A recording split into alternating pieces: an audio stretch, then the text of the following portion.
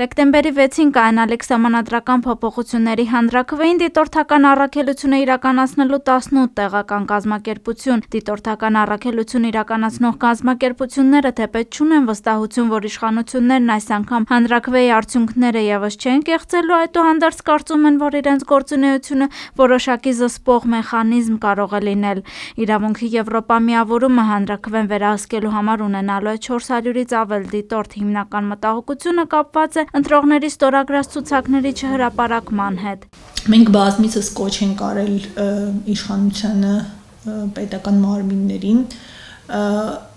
ապահովել ընտրողների ստորագրած ցուցակների հրապարակայնությունը,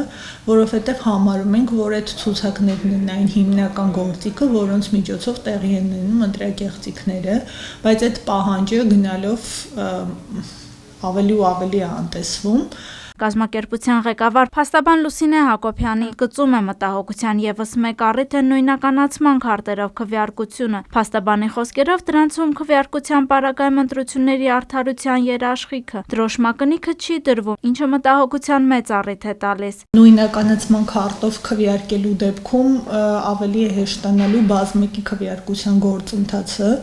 որովհետև շատ հնարավոր է, որ նույն անձին տրված լինի եւ անձնագիր եւ նույնականացման քարտ եւ կարողանա այդ երկու փաստաթղթերի միջոցով կարողանալ իրականացնել կրկնակի անգամ բազմակի քվեարկություններ։ Բացի նախկինում գործունեություն ծավալած հայտնի հասարակական կազմակերպություններից 18 դիտորդական կազմակերպությունների մեջ ընդգրկված են նաև այնպիսի հասարակական կազմակերպություններ, որոնք այս ընթացքում աչքի են ընկել միայն իշխանությունների համար գործունեություն ծավալելով։ Այս ընտրություններին փաստորեն ևս թաղային հեղինակությունները, իշխանությունների համար քվե ապահովողները կարող են լինել անմիջապես ընտրատեղամասերում։ Տարիներ ի վեր իշխանությունը ունեցել է իրենց գրպանային հասարակական կազմակերպություններին, որոնք նման գործունեություն ծավալել են բոլոր ընտրությունների ընթացքում եւ մեր դիտարկած 2012 թվականից ի վեր մենք կոնկրետ ես ներգրաված եմ եղել ընտրական գործընթացների վերահսկման գործընթացներում զանազան կարգավիճակներով եւ հենց այդ թվականից ի վեր 2012 թվականի խորհրդարանական ընտրություններին մի տեղամասում, որտեղ ես վստահված անձ էի,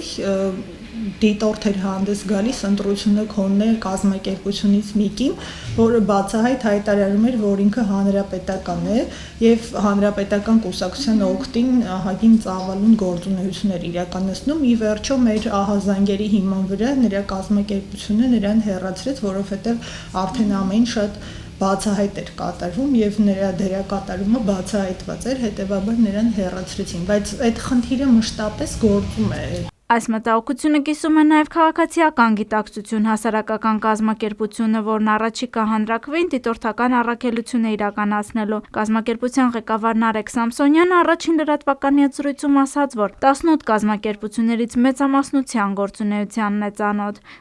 Ցավոք սրտի ես նոր տեղեկացա նաև մամուլից, որ կազմակերպություններից մեկը նաև ինչ-որ իշխանական դրամաշնորհներով տարբեր ծրագրեր իրականացրած կազմակերպություններ, այդտեղ արդեն ռիսկեր են առաջանում այդ